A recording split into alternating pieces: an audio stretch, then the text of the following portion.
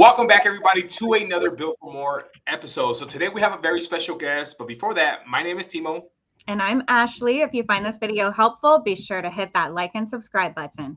Yes, hit that like and subscribe button, everybody. So today we have a special guest, like I mentioned, Steven from Bullets for Books. You might see him on the carousels, hogging all the space on the carousels, right? That's how he was actually one of the first people I reached out to. And now he's like, you know what, let's do an interview. So excited to have you on. Thank you, Steven, for taking the time out of your busy day. I know you got a lot going on with all the different things you're doing. So thank you for taking the time to sit with us, talk about content, talk about Amazon. So we appreciate that. No problem. Should be fun.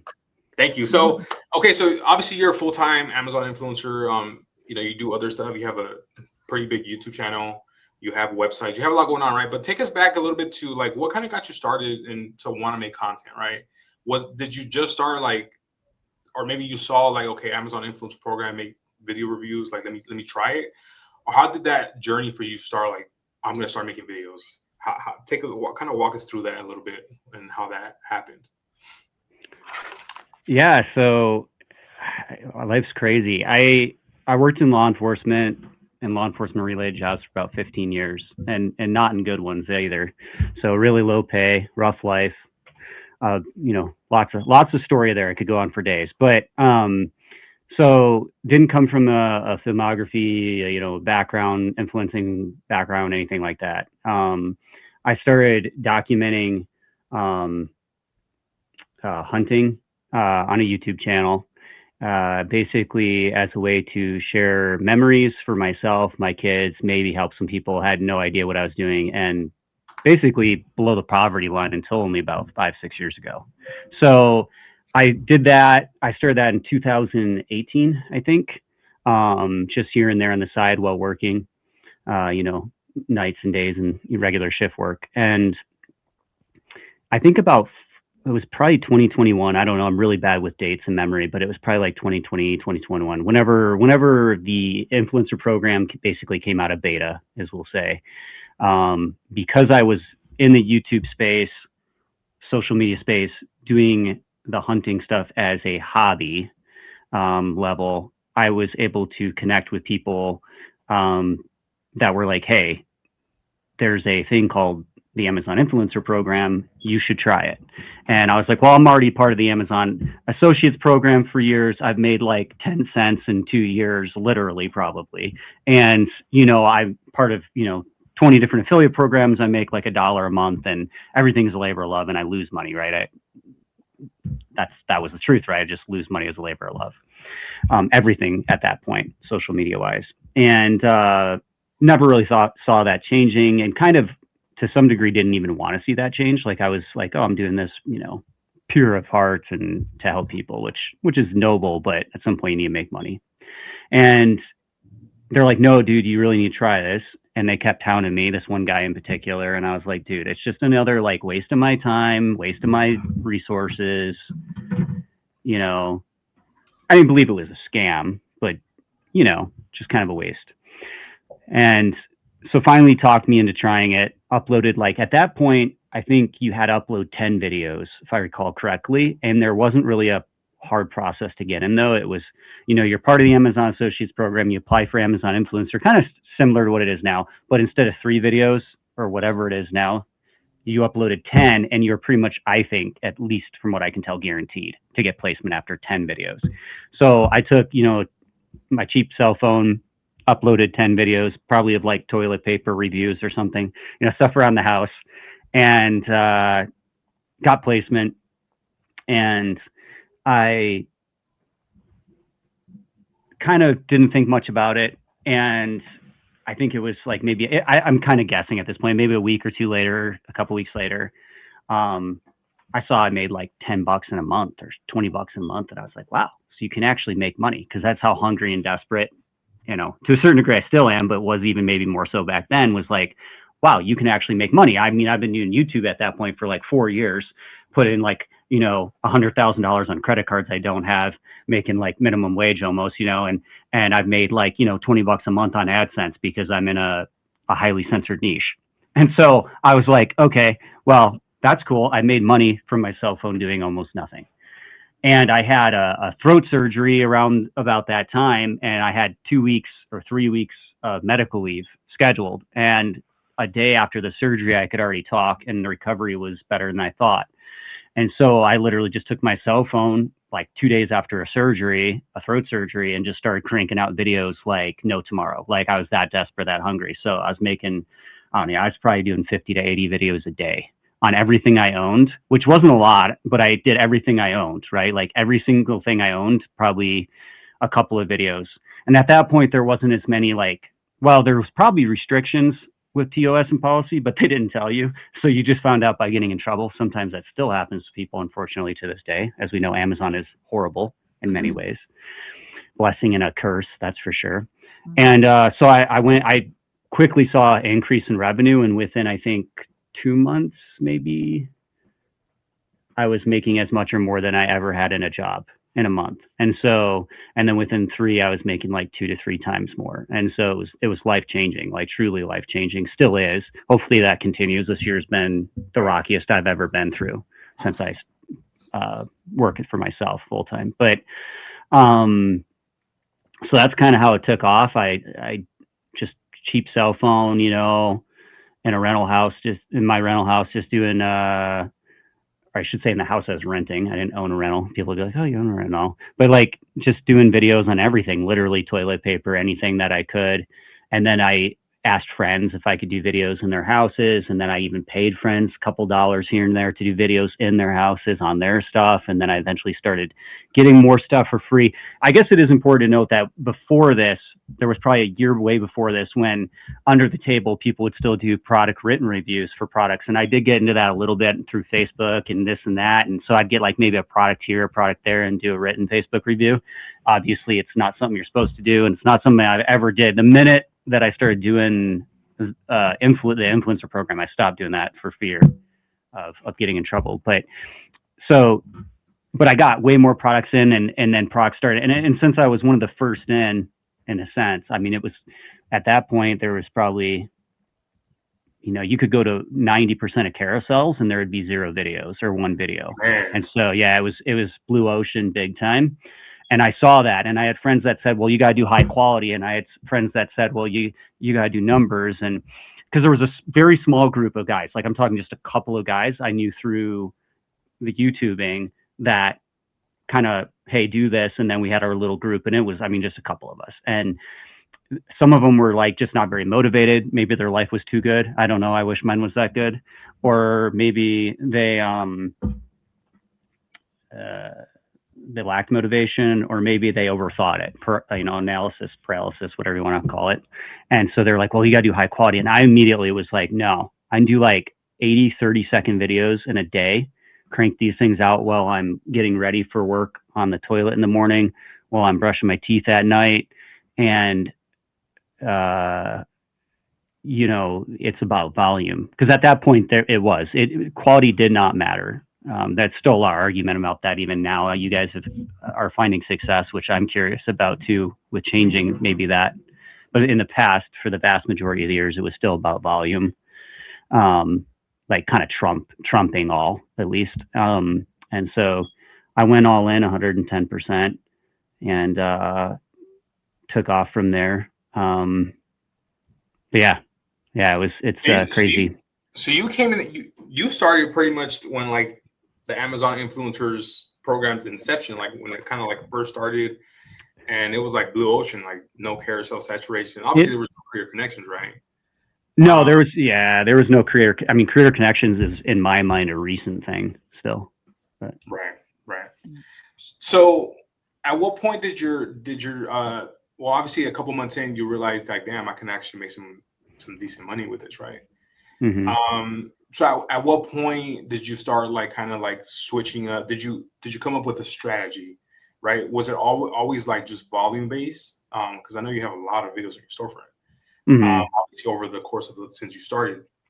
But at what point did your strategy kind of change? Like, you know what, maybe I should focus on these type of videos, or like maybe focus on a little bit better quality, or maybe were you buying stuff to review, like because you started early, like super early.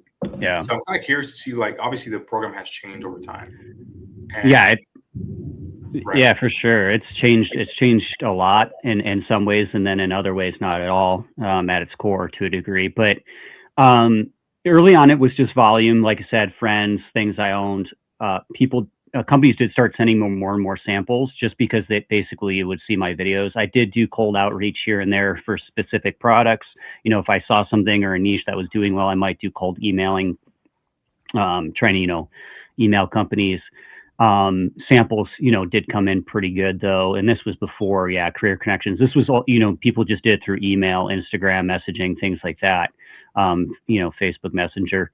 And a lot of it was through emails. And then I did start doing targeted buying, probably the second year, more so than the first. And, that first year especially, I mean, still desperate and hungry now, but was super desperate and hungry. Like I said, being through a lot of hard things in life and a lot of bad times gives you that hunger, good or bad. And so, but that first year financially, I just paid off debt first. So I didn't put a lot more money back into buying things that first year. And I worked my regular job plus Amazon, basically both full time, 40 hours plus a week. And at the end of the year, I took a massive risk, didn't get the position I wanted, was sick of government corruption, I'll just say, inner politics, and I left and took the risk, and I've been full-time ever since. But I didn't buy a lot that first year because of wanting to establish some sort of financial foundation. And then, so when you started, it was just like you started seeing obviously your earnings was going up and up. At what point was that inflection point when it was like the saturation started coming in, and you started seeing, even though you were pumping out more videos, your earnings weren't necessarily increasing, right? Did you see that happen? Like, because obviously you were in it from the beginning. Well, yeah, and within the first month of doing the program, maybe even a couple of weeks of really doing it, I told people and told myself that, this is going to get saturated. People are going to saturate this. It's now's the time, you know what I mean? And also, like, there are going to be fake gurus, maybe some legitimate gurus, but a lot of fake gurus that they're going to plaster this. And they did, and exactly as I predicted. And I don't know if that was, halfway through 2022, 23, I feel like is when that really got crazy. I could be a little off there on my dates, or years, but, you just saw this massive influx of people. And along with that, the fake gurus or rip-off gurus or whatever. And it takes time, right? I mean, Amazon is massive. There's a ton of products. There's new products every day. And so there's always opportunity, just like you guys are seeing now, obviously finding massive success. But yeah, it was definitely I think 2023 was probably my best year. And that's kind of when it peaked for me. Ironically, we've talked, and I'm still jaded and bitter about last November, December. I think it was last December, I potentially would have hit my all-time PR on revenue. But because I was caught up in that glitch where my videos weren't shown, I went from hero to zero. But that would have been and that was super unexpected. And yeah, November, December last year would have been mind-blowing. But I also put a ton of strategy and effort into that. And I think that was kind of a unique spike or opportunity, but because you kind of had creator connections peaking at just the right moment and whatnot, if you were doing the right strategy, and that's probably why that was so. But yeah, 2023 I think was my best year overall revenue wise, and yeah, saturation is continued. I think it's slowing down, and probably because we're going through a hard patch here, or it's more difficult. I know I'm more of a Debbie Downer or negative, which you guys probably don't like, but in the grand scheme of things, this year has been harder AIP wise than in years previous, at least from a low hanging fruit standpoint. Right. And right. So I think that's weeding out a lot of people. Also, a lot of fake gurus or people like that shilling courses has really slowed down in the last 18 months, from what I can tell, or at least 12 months, dramatically so, which I think is a good thing. I do sometimes regret, in this, I think it was the beginning of the second year of me doing it, I was like, okay, I know what I'm talking about. I have the knowledge, I have the resources, I have the experience and the proof. Maybe I should do, you know, one-on-one consultation, or like do some sort of course that's legit. And I didn't. And I know people that did legitimate courses that made hundreds of thousands of dollars really easily. And so sometimes I'm like, well, maybe I should have, but it's just not really who I was or am. Is that type of person. It makes me feel a little icky. But I think I did a couple of consultation calls, like one-offs, but Thank you.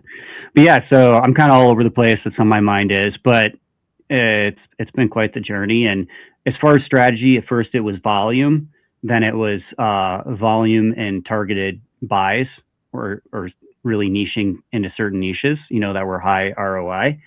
And really early on, I saw that 1 minute videos basically for me, right at 1 minute, right around 1 minute worked best. I think that was true maybe until recently. You guys are seeing success in longer videos from what I hear, but I think until recently that was definitely the case. And so I stuck to, that basically, you know, 45-second to a minute 30 videos, basically a minute video, very simplistic. Demonstrative videos have always been better, but I've just gotten lazy. And so the pain point in making demonstrative videos is that they're time consuming and more difficult to make, but obviously probably a better. It's just, you know, whether you want to do that or not. But things have definitely changed with creator connections and whatnot, even in the last, really was at the beginning of last year when creator connections really went wild for a lot of us. Is that when it was? I think it was like last year. I want to say maybe when Rob dropped the extension with the cross check, I think that's what changed the game. Yeah, like, for sure. And then so what has creator connections done for Amazon Influence Program? Because as a recent for me, and you can probably weigh in on this because you have a large YouTube channel and you have a website and you have other sources where you drive traffic from offsite. But lately, since I've been doing TikTok, right, I've been more inclined towards gravitating towards setting up the links on offsite on other social media platforms and driving the traffic, right? But as a whole, when you talk about Amazon Associates and Amazon Influencer Program, what has Creator Connections done to the program as a whole, to both Associates and Influence Program, in your experience? Well, I mean, it definitely breathed new life into it. That's for sure. I think that it also created an ecosystem where influencers work more directly with the sellers. I think like some people like myself may have been doing that a lot through emails, but it definitely streamlined it. And then it made it kind of, so everybody was wanting to do it or does it. So it made it normal to do that. Obviously the higher commission rates are kind of what breathes life back into the ecosystem in many ways, especially with the regular commission rates dropping. And things becoming saturated. So it's kind of like, you know, things become saturated, commission rates are dropping, everything else. And you have creator connections where it's like, okay, samples and higher commission rates to kind of combat that or offset that and still make it a profitable program. And so that's in many ways what's kept it afloat. The sponsored products, new EPC, earnings per click? Earnings per click, the sponsored products tab is interesting because I played a lot with that in the last month or two, like a lot, like obsessed. And it's a very broken system. For me, 99% of the links don't track, or they're not giving, or they're not giving credit for them. So say you bring 1,000 clicks, you might get paid for 2. It kind of depends on what platform you're putting the links on and your audience, obviously, and what country they're probably based, you know, coming from and all that. But there is a lot of gray area that nobody knows the answers, but most people are reporting they're just not basically getting paid. And it's not as advertised. So you don't really know how much is left in the budget. It says high, medium, low, or whatever. What does that mean? Nobody really knows. And how long does it go? I think there is one. I think his extension might actually tell you now, but there's just a lot of like unknowns. And for example, like I got maybe 10,000 clicks the first 2 days. It was like I got paid. And then every click since then in the last month, it's like I didn't even get paid at all, like zero. And so something's wrong. What that is, I don't know. Are they being super picky on where the clicks are coming from? Probably. That's probably a big part of it. And whether they pay out for them, or is tracking broken on certain platforms? Probably. No matter what you do, probably to some degree.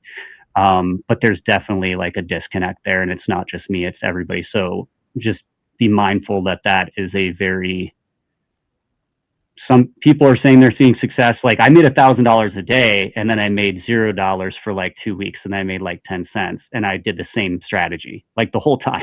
So it's like, and there's clicks. Like I can look on my, like, there's 1,000 clicks. I got paid for 2, and I went back and forth with Amazon, ripping what's left of my hair out, and of course got nowhere because what else is new? So yeah, that's those chats or customer service. Yeah, if the pay per click or earnings per click thing begins to work like it should, then I would be rich. It would be awesome. It would be a huge thing. So far, I'm not seeing that, and I'm not hearing that by the majority of people.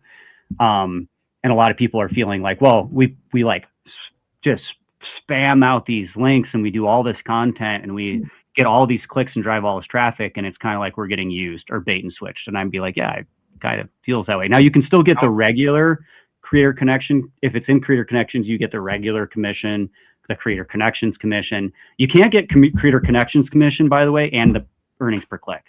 It's one or the other. But you know, that depends on your audience, and there's a lot of variables on. So are you sharing? So are you sharing? If you don't mind sharing, like, are you seeing that traction whenever it does come in, that the credit that you get? Mostly from like YouTube or like Facebook, or is it just like YouTube? And does it have to be deep? And do the links have to be deep linked?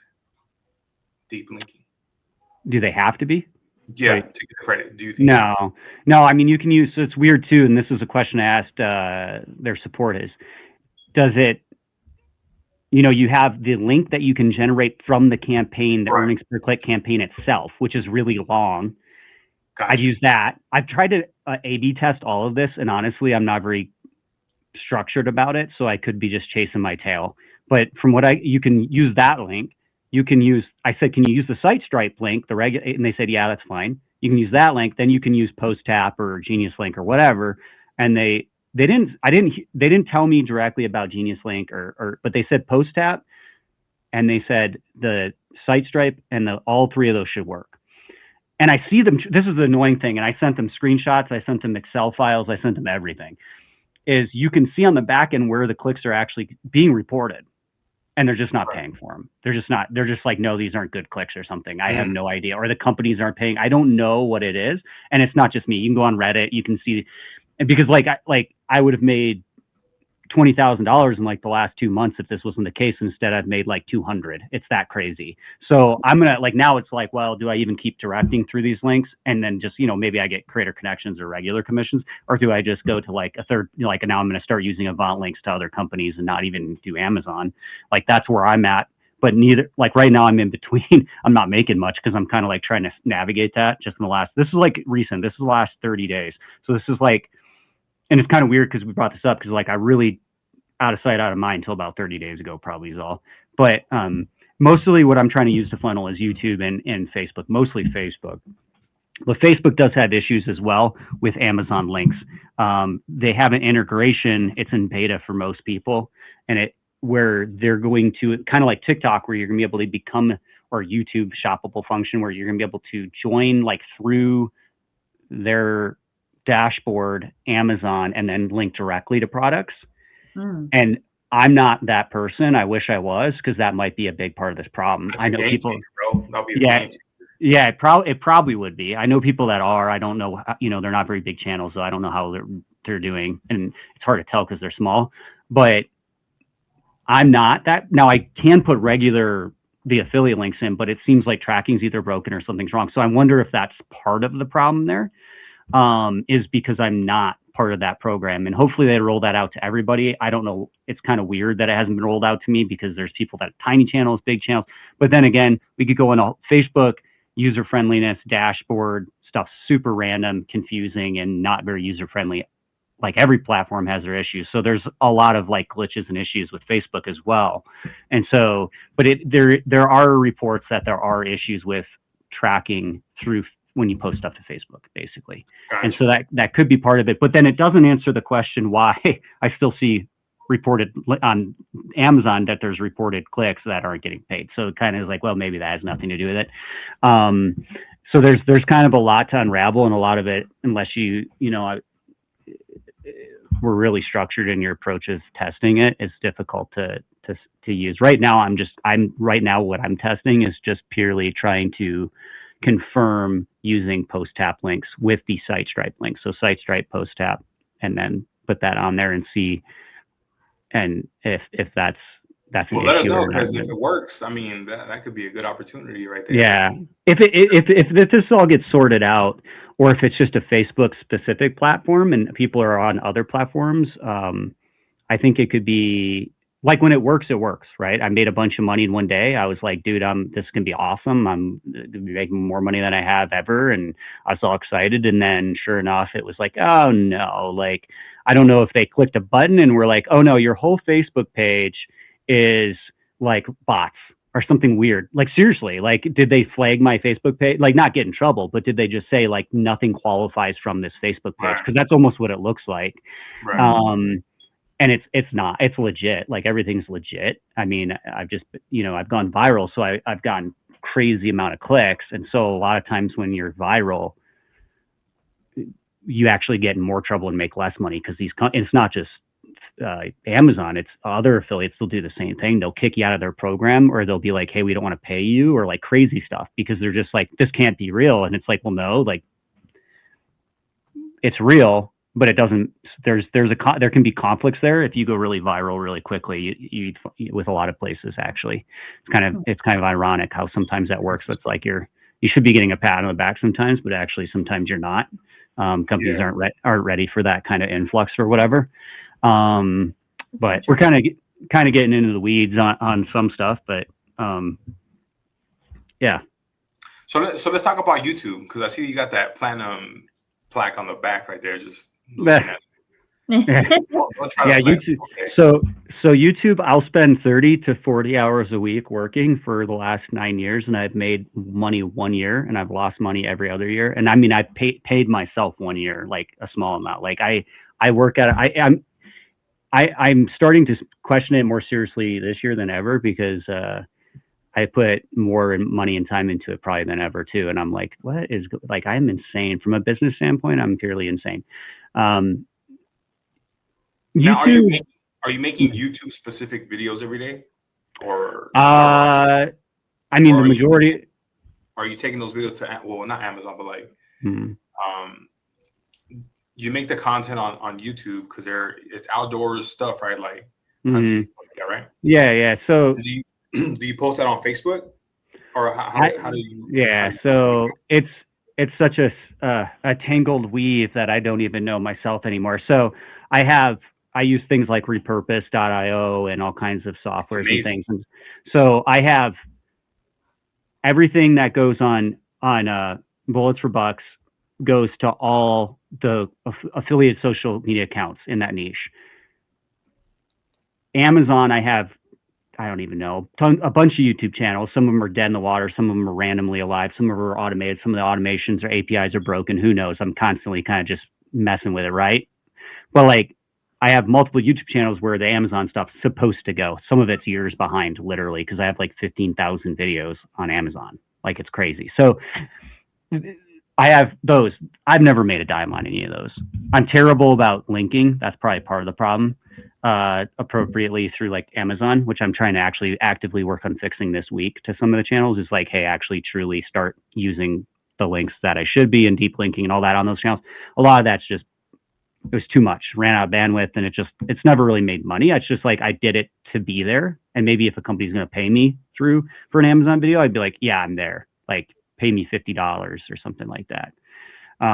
But does the stuff go on YouTube eventually, basically from Amazon? Is Bullets for Bucks is separate.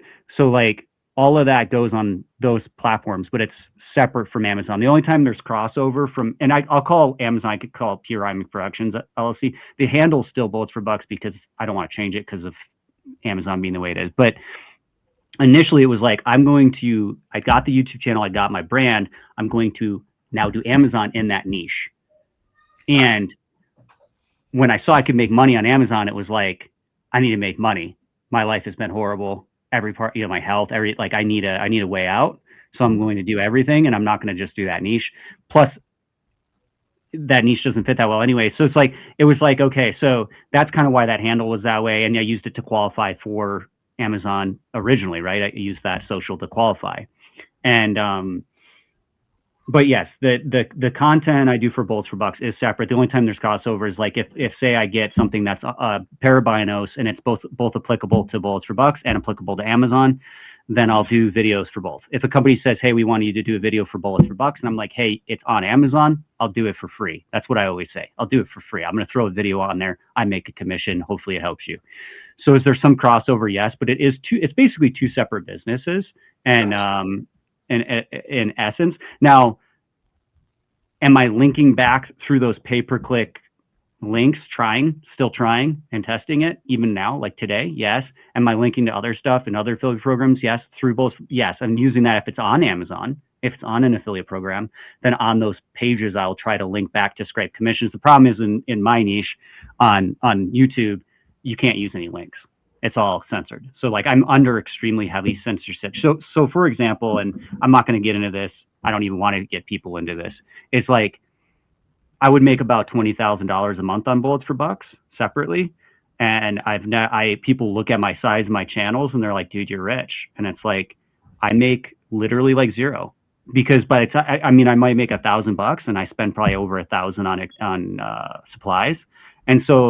And everything's still not free. People assume everything's free. It's not, because I'm in a very, very heavily censored niche, and it's old school. So the companies are very unprogressive in their approach to social media. So that combined with censorship means I don't really make what people think I make. I am hoping, I guess, to make a profit this year, but it would be like the whole year. It might be, I guess it might be $20,000, which would be good. So it's still a labor of love. Now, did it open the doors to Amazon and how I've made a living the last 5 to 6 years? Essentially, yeah. It's what opened the doors, and it's what pays for my passion and for my labor of love, and has increased its professionalism or whatever, or reach. And I'm always trying to push it. Like I said, I'm crazy. So 9 years in, I'm like, or whatever. I'm like, yeah, I'm working I'm trying to work brand deals every day, every week. I'm cold emailing. I'm on the phone. I'm on meetings. I'm like, dude, like, you need to pay me is kind of where I'm at, just because it's so much work and resources. So like I said, maybe this will be the second year ever that I make money, and that's good, right? And maybe hopefully next year's the same. But because of censorship, YouTube has plugged every way they can to make money in certain niches, and I'm in one of those niches, and I know that. I do it because I think it's the right thing to do. I don't do it for the money. On your website, Bullets for Bucks, that's where you have links and some of your videos as well, right? Do you do like blogs and stuff like that, or is it just adding links to certain products, or what specifically do you have on your website? So bulletsforbucks.com is basically just a landing for the YouTube videos that I make. Gotcha. and some articles. There are links to Amazon and other affiliates, but I can't put links on YouTube because of restrictions, basically, or 99% of stuff I can't link to, which is fine. It is what it is. Facebook, regardless of what niche you're in, Facebook and I guess TikTok and me have a long tumultuous history. I'm not a huge fan of them in many ways, but I am, like, since you're back into it and you're talking about it, I've opened up the app for the first time in months, and I'm kind of sniffing around.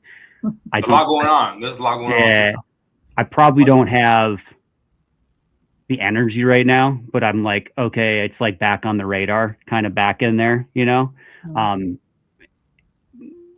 So it's out there on the radar, but it just don't, you know, I don't know. Bro, there's products that would suit you perfectly. Yeah.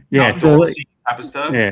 You get on one of those videos and you just like sell it without the little ad for it, bro. Yeah.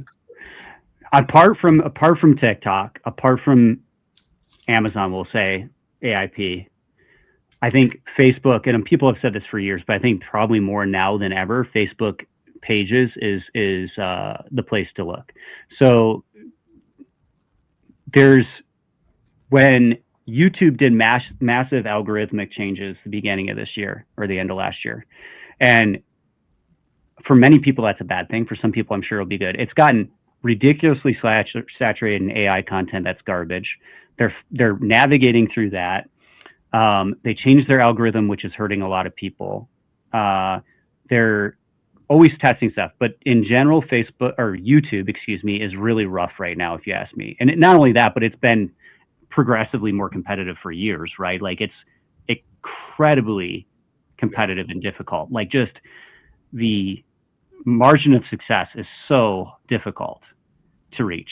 And even if you reach it, the money's not there as much as people think it really is, usually, outside of even what I do, right? And so should you always do YouTube? Sure, right? Is it always good to have? Yes. But, and the cool thing is with repurpose.io, one button, you can put it on every platform, right? So I just barely set it up yesterday. Oh, you did? You didn't have it before? I didn't have it. I've been telling people about it.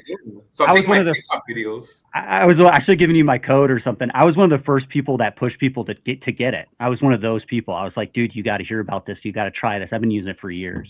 Okay. So anyway, really quick, I don't mean to put you off track, but if I'm going to take my TikTok videos and repurpose them to Facebook, which I'm going to do, the whole link situation, what's the best way to do that? I have never used, you're going to ask me that question, are you? I've never used TikTok to Facebook. I've used YouTube to Facebook, Google Drive, because you can use Google Drive on repurpose to Facebook. I've used like most other platforms to Facebook. I use YouTube to Facebook. That's what I use. And then I set my template with generic links. Sometimes it's better always do non-generic links, right? Like specific to a product. And I set like certain things, like some generic hashtags, maybe affiliate disclosure, things that like just need to be there, right? And then I have it pull over the title from YouTube. And I set all those parameters, and you can set it. And I was one that pushed repurpose to make this function to where you can have it auto schedule, like set the time and how many times a day or week. And you can set all that and forget it. Then what I do, because I'm crazy and obsessed, is like I'll know it's coming up, and so I'll go in there and I'll like add something to the title, or I'll add the specific link after it's already posted. Like I'll just go in and do it real quick. You could have a VA do that. Yeah, that's what I was thinking. So I'm thinking going from TikTok to a Drive and then have the VA post it with all the disclosures and the links. You think that would be the best course of action? Go straight from TikTok to Facebook, and then have the VA go in and just put the links. I don't have 100% answer because I don't know. I've never done the TikTok. I've done like every other one almost, but TikTok to Facebook. Gotcha. They're probably all similar. I was trying to figure out that. You can. It's weird too because people don't think, they're like, hey, I want to back up my YouTube videos, and they're like, okay, well, you can do that through Google blah blah blah console, and you can have it like zip files, and it's a pain in the butt. But then it's not on and they delete it from the cloud and whatever. But you can just like things as simple as like, so one thing I was thinking about before this is there's like, okay, and I'm all over the place mentally all the time. I'm a train wreck, but there's tools like Oink was created, which is kind of interesting because I was a little bit on the ground level as that as well. I created an extension that came out the day before his that did the auto matching and accepting. But we were in communication the entire time. And I was like, here's my code. And he didn't even use it. Like he was already doing it. But I was like, there's no way I can compete with you. Like you're just so much, you have a background in this and you're way better at it. And I'd already used part of his code, like his first copy paste version. Do you remember that? Where you go into that's how we started. Right. So like I took that, then I went to ChatGPT, and then I developed my own extension, put it on Google Chrome extension store, and it released the day before his released. And I was like, dude, I'm not even going to like tell people I made mine because yours is so much better. And then he had so many functions I can't even think about. But it was kind of interesting because like I tried to give him a lot of, actually some of those initial ideas I did give him. Now I can't, my brain's too, like, he Rob, comes if up you're with stuff listening, I'll never figure it out. let us know in the comments. Is this true? No, like, so his inspector, I never would have come up with that. Then Cody put inspector and do that. Yeah. I took that and then I was like, hey, let's make it automated so that it auto accepts and does these other things that are really awesome. And auto matches it. Like I came up with some of those basic core ideas at building on that. Told him, which I told him I was working on, you know, like I want to, like I should, you should do this. Then I said, I'm going to try to do it myself. But you should still do it. Basically it was a conversation. He knew I gave him a copy. He never used that. I'm not trying to imply anything, right? I was like, dude, I'm going to use yours. Like when yours comes out, yours is going to be better. And he already had probably those ideas before I even set them too. He has a lot of ideas. Like to build on on his initial code. Right. I came out with my like rudimentary one that worked, but it was really like not as user friendly or cool, right? And then after that, the stuff he's come out with, I'm like, my ideas are retarded. Like his ideas are so far and above what I even can think of. And then now he's got so many people probably telling him good ideas too. I was like, he never in a million years. I you know what I'm saying? So no, like but anyways, so like Oink creates a tool, right? Basically. And now he's kind of created a suite of tools in a sense, but a tool.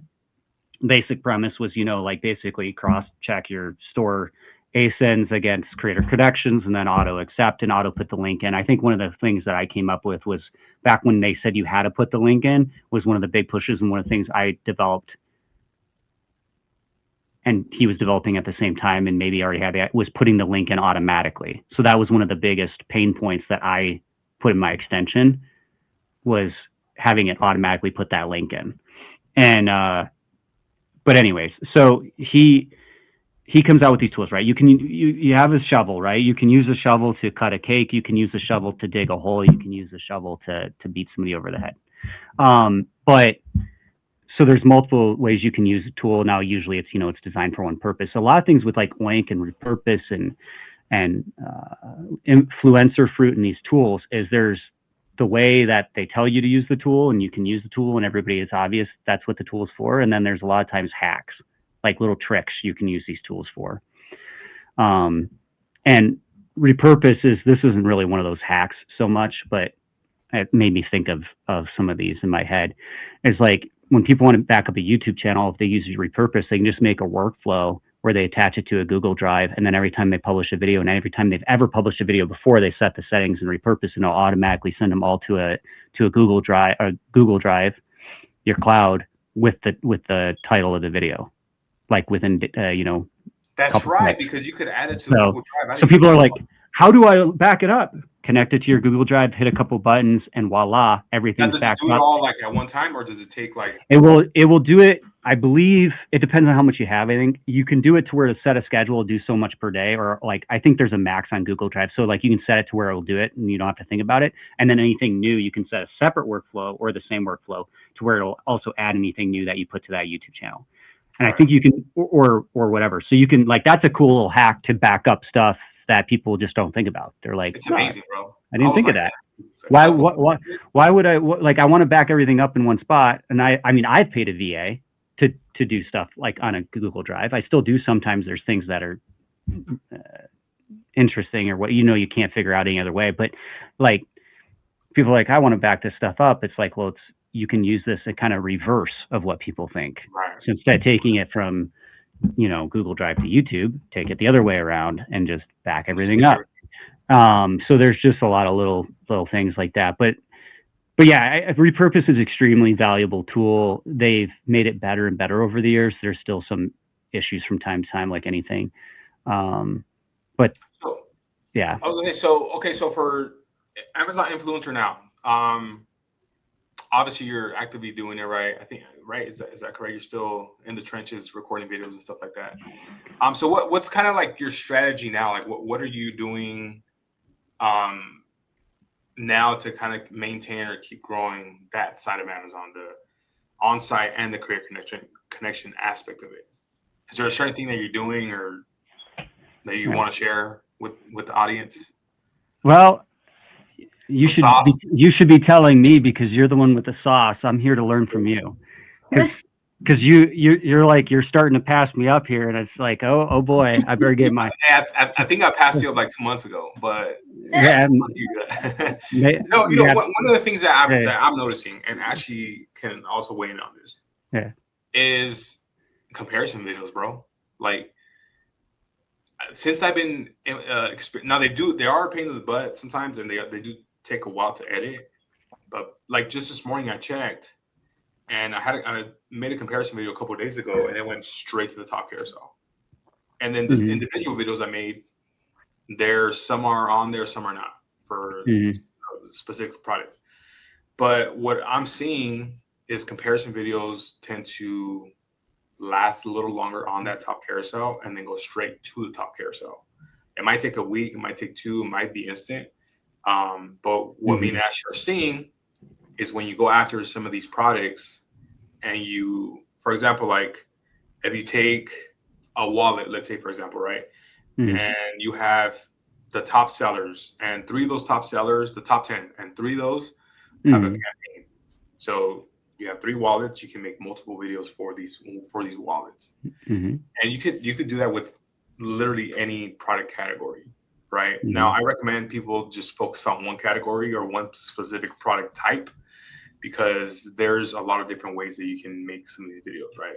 You can do video A versus B, B versus C, A versus B and C. You know, like there's different ways that you can do it. But that's the single-handedly the one thing that me and Ash have seen have increased our commissions pretty significantly over the last couple months since we've been doing it. Do you think that's because they're comparison or because they're longer? I think it's because it's comparison. So three products will make me 7 videos, because I'm doing like I'm doing individual videos for each one. Then I'm comparing, and then I do one video of comparing all 3. And it's the comparisons that are staying there and kicking people off too. Because as the Amazon customer, you have to think, right? Like, okay, I want to buy this type of product, or I want to buy this, this microphone.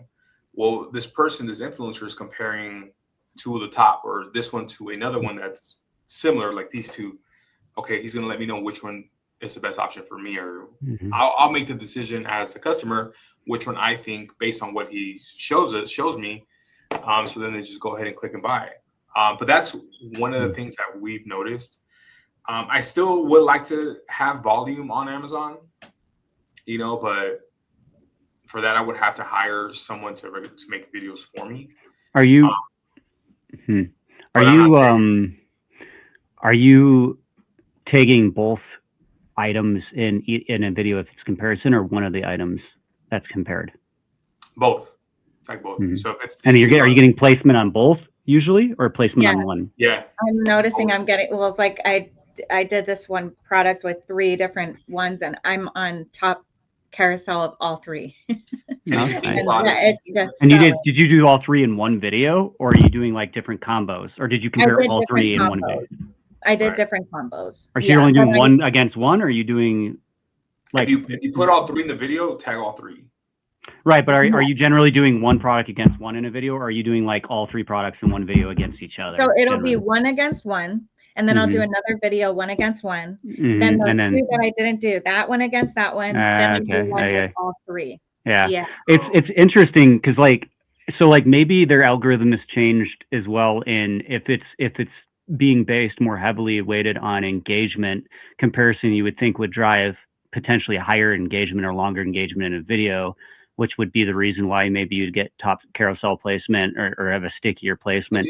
But so it probably is that. What's weird is like 2 years ago or the year before last, I tried a whole bunch of it was like me and my buddies were talking about, this is going to be the new thing, this is the way to make money, this is going to be it. And so I tried a bunch of comparison videos, and they wouldn't get placement. It was like companies or the algorithm or whatever at that time was like, we don't want you showing our competitor on our product pages. So I don't know if there was pushback by brands. I don't know if there's pushback by brands. I don't know if Amazon just said, hey, we don't want to hear about this, so we're not going to place it. I don't know. With the advancement of AI too in the last couple of years, even in the last year, who knows how much that's changed the algorithm, even, you know, on the back end. So maybe they couldn't even determine what was going on in videos that well, you know, accurately back then. Because this was like the year before last or something. So I might have to try it again. It's something I actually did. I just never saw the results you're talking about. It didn't.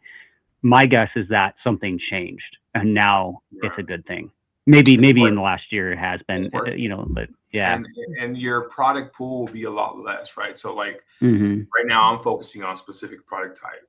Yeah. And what other products can I bring into the mix of that same product type, so I can compare with these, right? But I mean, it's what, and a lot of people won't do it because it does take a lot of work, right? But I'm moving the more editing. moving more towards more towards quality versus volume. I'm also doing TikTok Shop, right? Yeah, but yeah. That's a conversation for another time. So, yeah. so I know you have people that make videos for you, right? Or are they relatives, or are they just kind of helping you out? If you don't mind sharing, because I'm trying to do that. Well, to Amazon, everybody's my brother or sister, just because I don't like. But no, like yeah. So like over the years, I've had people come and go. Right now, I have one person consistently doing, and this is like there's this trade off, right? And the weird thing is like things ebb and flow. Like I said, last November, December would have 100% been like my best month or two ever. And then you look at this year and it's like, okay, now things are not going well for me at all. And part of that's because there's a lot of reasons, personal and non-personal reasons why that's probably true. But like and now you guys are like, well, comparison videos, longer videos, and things like this. And so there's ebbs and flows and things we don't even know, right, as far as algorithm changes. But yes, I have a person. The problem with having a person do videos is generally it's going to be like assembly line. Most 99.9% of people are not going to be like, hey, I want to do this demonstrative video that takes me 30 minutes and I got to edit. It's just not going to happen unless you pay them so much money that it's probably now not worth it because you're paying them so much money. So you kind of like pick or choose a little bit. I feel like now, is there probably a way to figure it out? Yes, you probably find somebody, you know, maybe you're lucky you have a sister or a kid or somebody that would do that. Yes. But generally speaking, you're either going to have to pay somebody a lot to do what you're probably talking about. It might not be worth it then. Maybe it still would be, but the margin's probably going to be smaller, right? Your profit margin. Or you're going to pay them less and it's going to be more assembly line and maybe your profit would be higher. Maybe it wouldn't. So those are things you just have to navigate. Having somebody help do videos, especially if you're traveling or in a pinch, though, is a huge deal. So like if you travel or you're going to be like, hey, I'm going to be gone for 3 weeks and you have somebody you can really trust that lives near you and you're like, hey, you know, pick up these bins out of the garage. Maybe they do the video. At times I've had people where I gave them a DJI Pocket 2 back in the day or Pocket 3. And I was like, hey, dude, you know, here, keep this tripod, keep this camera. Let's swap out SD cards or you can upload it to cloud, whatever you figure out. Swap out a thumb drive back in the day, right? Like just, we'll figure out a system and like every week, every 2 weeks, we just swap stuff out or you come and get it yourself and you swap it out. A bin of products, right? Other people are like, no, I'll do them at your house. And so they'll do them like in the studio, right here. And it's like, okay, the bins are in the garage. They kind of show up, they grab the bins out of the garage. We got like a little workflow, right? And they just do them. And now some people, it's like, you're more like hands-on, you know, or for a while you are, cause you don't trust them or whatever. They don't know what they're doing, but you're like, okay, here, you know, this is how you do it. And some people are naturals at it, unlike me. I'm not a natural on camera, but you know, it is great to have somebody. You just have to know if the cost is, if you can find somebody, that's the hardest part. By far, the hardest part is finding somebody, especially somebody who you can trust and will do it for the right price. I can make a good video. Well, and do it for the right price. I mean, it's hard to just find somebody to show up and do work, period. Like full stop. Like just finding somebody to work, especially if it's like pay per video and it's a low amount, at least like what they hear in their mind. It's like you can make $80 in an hour if you're fast, if you do a 1-minute video, which is kind of what I have done for years. It worked. I might be changing that, like based on even what you guys are telling me, this might be changing, right? But it's like, hey, make as many 1-minute videos in an hour as you can, and that's how much money you make. I'll pay you so much per video. And so some people may make $10 and some people may make $80. And it's like, well, the better you get at it, the more money you're going to make. And some people aren't willing to push through that till they're good at it either. Like they'll just give up. But finding good people is the hardest part, period, of probably any business at this point.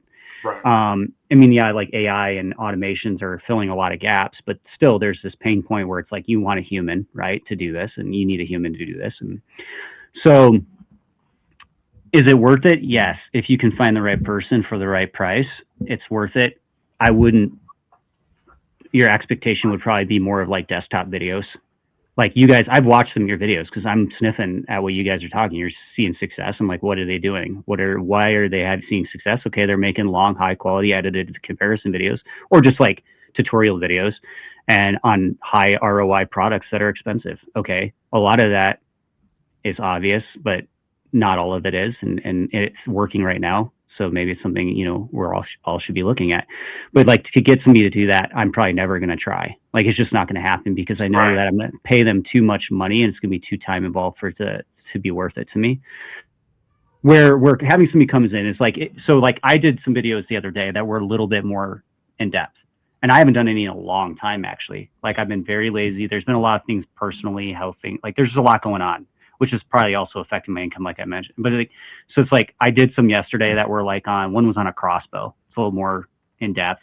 It's not something you just maybe do at a desktop. I did one on a welder, like things like that. So the cool thing is if you have an assistant, and you're better than me at having VAs do like the menial tasks. So you already got that set up. So you get somebody to do the assembly line desktop style videos, on, you know, Creator Connections products just coming in, right?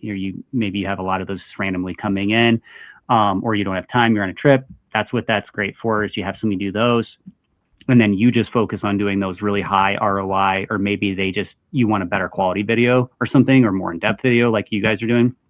And then it frees you up to just focus on that without the noise. Mm-hmm. Like you're doing the TikTok videos and you're the personality, the fashionista, Mexican, whatever, you know, I'm not very politically correct, but I see you. Well, if you could have somebody do those would be worth it probably, because from what I can tell, they're probably super fast to do, super low hanging fruit, not hard to make. It's just whether people would still watch them or not, because it's not you and you're the attraction. Right, but like, if you could weave somebody else in, those are the videos you're like, okay, you do those videos, crank out 20 of them on a t-shirt in a day. I mean, to me, that's like a no-brainer to hire somebody in a way. And then the Creator Connection stuff, that's just kind of like filler content, have somebody do those. And then I'm going to just focus on, you know, this patio set, this air conditioner. I watch you, man. This stuff that like I really is high ROI for me, and I, you know, believe I should be doing them. You know, it's worth it. And some of those things I purchased, so I know whoever's on the carousel, they maybe got samples, right? But if I'm spending $350, $500 on a portable AC unit, I know the other person's probably not going to do it. But there's a risk out there, right? Because there's no guarantee. Yeah, stuff I buy that's expensive, I generally do videos on. And my assistant will do videos on. So that's the thing too, is like if companies are putting pressure on you, or you got something in and you got sick for a week. I have a lot of health problems. I get sick for 2 weeks or something. It's not uncommon for me. Or like you go on a trip for 2 weeks or whatever, right? You're going to one of your Airbnbs for a week somewhere or whatever, right? That's where an assistant's like, especially if you trust them and you got them working enough for you where they can even do it when you're not there, or to some degree when you're not there, then it's like you're just getting some videos out on this product, and then I'm going to come back and I'm going to do the comparison videos. I'm going to do videos, but in the meantime, you got some videos out on this and whatnot. And some people might like them better. I mean, they might be camera than you, and so some people might like seeing them better, and some people might like seeing you better, or some people might like seeing them. Maybe they fit. If you have a female doing it, maybe they're doing female clothing and that's going to do better than me doing it. And then they're not good with the tool like this, for whatever, you know what I'm saying? Like, Right. I'm just being straight with you. Like, they might not be as good doing a video on an impact wrench. And so you can also like play on those strengths if you have somebody doing videos for you. Right. Different ways to do it. Sure. Right. So okay, so we're coming up an hour now, so I want to be mindful of your time. So what's one piece of advice you can give the audience? Maybe they're doing YouTube, maybe they're doing Amazon influencer program, they're trying to grow in this space. You obviously are seasoned, you've been around for some time now. So what's one piece of advice that you can give some of the viewers that are listening?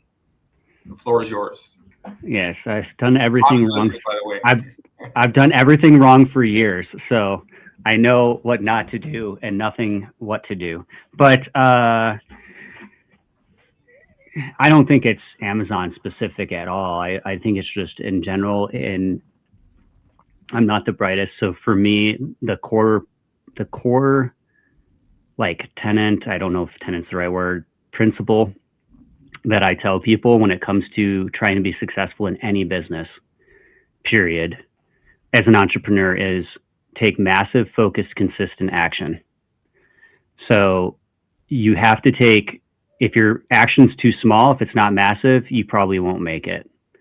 If it's focused on the wrong thing or not focused at all, you probably won't make it.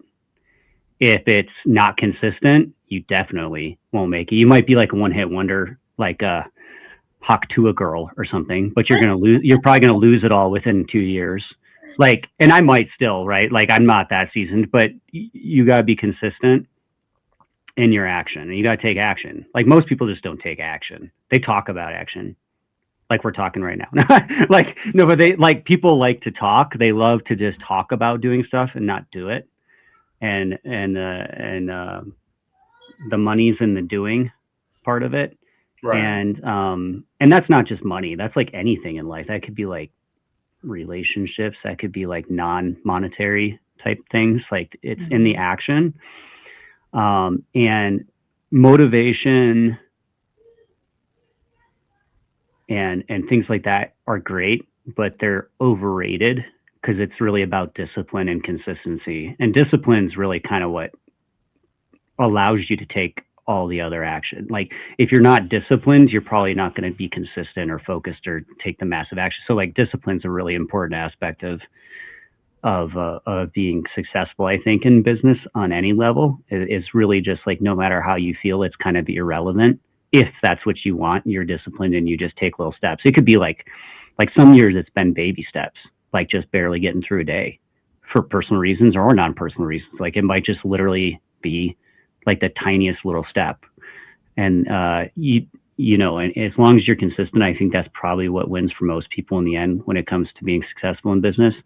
And yeah, so that's kind of my thoughts on that. Yeah. Perfect. Well, thank you for sharing everything you shared on this call, Stephen. Appreciate all the knowledge and sharing your story with us. We wish you a lot of success. Ash, you have anything else you want to add? Yeah, Ash hasn't said anything. I'm like, I see him there. I mean, it's like, yeah, I can feel like you guys.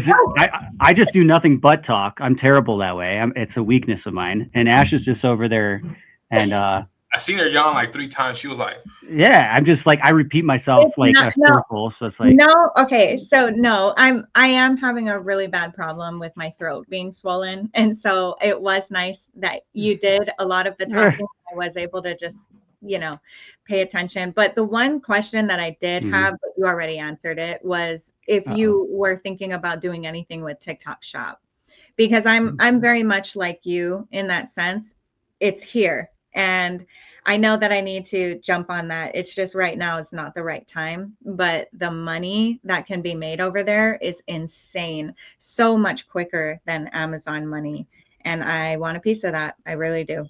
And there's a piece for everybody to go around. Yeah. The first 30 days, I know it's not about me, right? But the first 30 days, I had almost $11,000 in profit commissions. Yeah.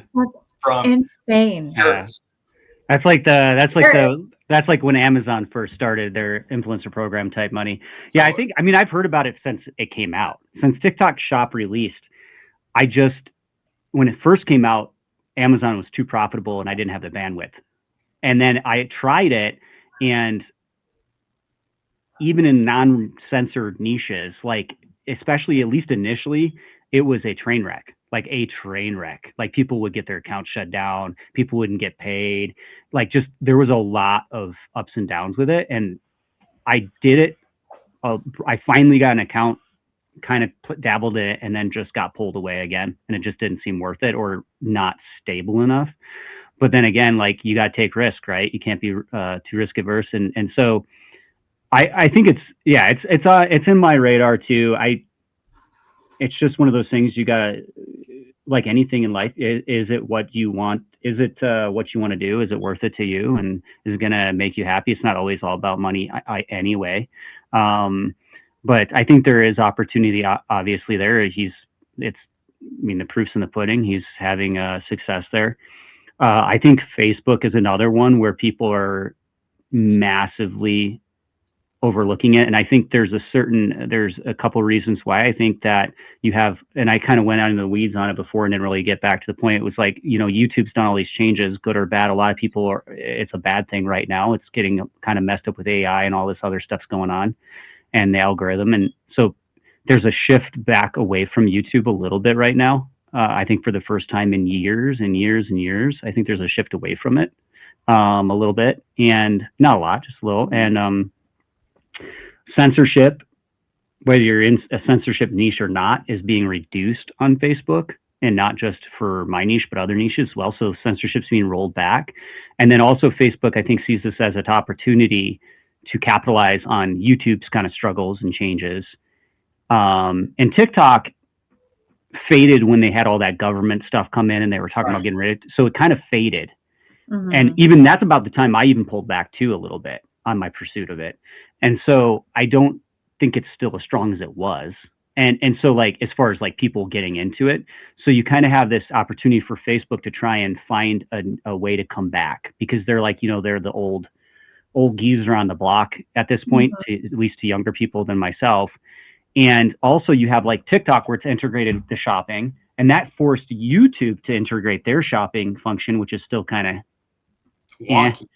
It's wonky. I made like $10 ever. No, like, so it's wonky, right?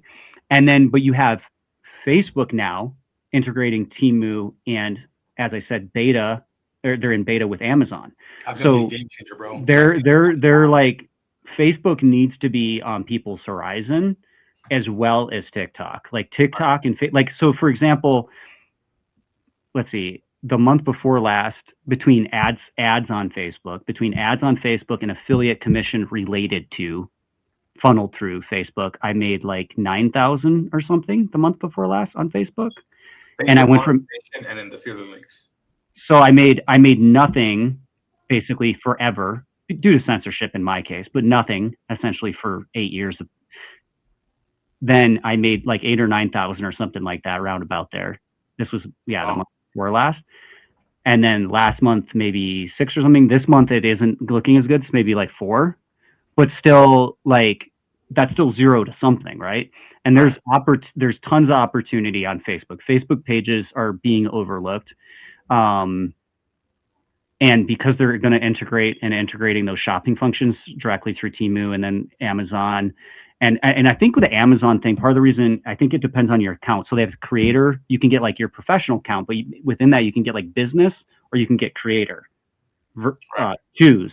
And I am a creator, and I think they're offering an Amazon function for whatever reason, because Facebook's stupid, when you choose business. And that's I'm not sure if I'm right, but that's what it seems like. There's just weird things like there is with every platform, where some of it doesn't even I don't even think they know half the time. But yeah, Facebook and TikTok are definitely like the place for people to be looking, as well as, like, you guys still talk about it. Amazon is still there. You guys are making more, which is, you're like the only people I know out of anybody this year, I think, is making more money than they were. Like, nobody hardly is seeing growth. I'm talking about established accounts, obviously. Like there's, I can't think of hardly anybody who's making more. It's the type of content. It's the type of content that we've been putting out. So it's no Yeah. secret. I mean, you guys, I'm sure a lot of you guys know my storefront, know Ashley's storefront, or even seen Steven's storefront. You know, it's no secret. There's no hiding what we're doing. You know, it's there. But the key is like doing it, because the longer the videos do take longer to make. You know, there is a research element to it, because you have to pick these products, specific products, and then if you have to invest into that product, then that's another risk. You know, another element of risk. Yeah. So, you know. Well, I also want to add too that I had this number that I would try to hit every day for Amazon, and it was always 15 videos a day. And back when I was doing that, I was making a lot less than I am now. And now it's like 2 to 5 videos a day. So I was very scared to make that switch, because I for the longest time thought Amazon was all about volume, and it was, but it just doesn't seem that way anymore. Yeah, and we'll see what happens again with Amazon. Who knows what'll happen tomorrow? But I know. Did you see that AI little? Yeah, I saw that. Yeah, people are freaking out about it. I wouldn't freak out about it. I'm not freaked out about it. I think most of that's, there's legal reasons and whatnot for that. It is interesting. I do think product selection's always been important for those heavy hitters, the people making a lot of money. I think that most people are too scared to invest money. And that's probably part of the reason I'm making less right now too, is I didn't after November, December scare and me losing so much money in a sense, I didn't buy anything for like 2 months, and I normally would buy something. And so I pulled way, way, way, way back for several months, maybe even more, maybe 3 months.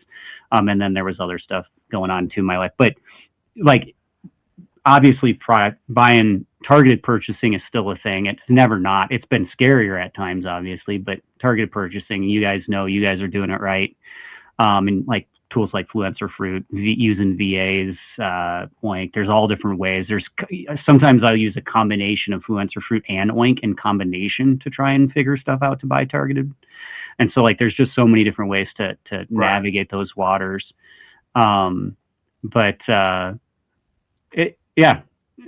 We'll see where things go from here. There's always opportunity. I think people are like, well, they'll look from the outside, right?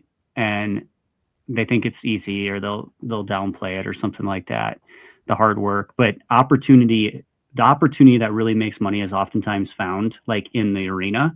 So if you're not like groveling in the ground covered in sweat and dirt and like in the arena, a lot of times you don't even see the little opportunities, because they're sometimes really kind of hidden below, and they're in the pain.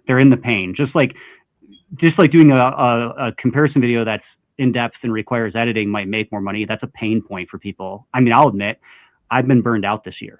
It's like my 6th year of Amazon, and probably like my 10th year if you include YouTube. So I'm like, there's like some burnout finally. It took long enough, but like, do I really want to do that? No. That's where the discipline comes in, though, and the consistency. But like, those opportunities are found when you're in the arena. A lot of these little tricks, not tricks, but hacks or whatever, ways of making money, they're found because you're in the game, and everybody on the outside is like, oh, it was obvious. Well, it's obvious because you saw somebody else doing it. It wasn't obvious till you saw somebody else doing it. But take risk. Yeah. For sure. But thank you for taking the time with us and, sharing everything that you shared with us, Steven. Obviously, you're you got wealth of knowledge because you've been in the game longer than we have. But thank you. And any last words? Anything else before we wrap this up? Thank you, Steven. Thank you. You're welcome. All right, man. Well, thank you, everybody, for joining on this call. And we will see you on the next one. All right.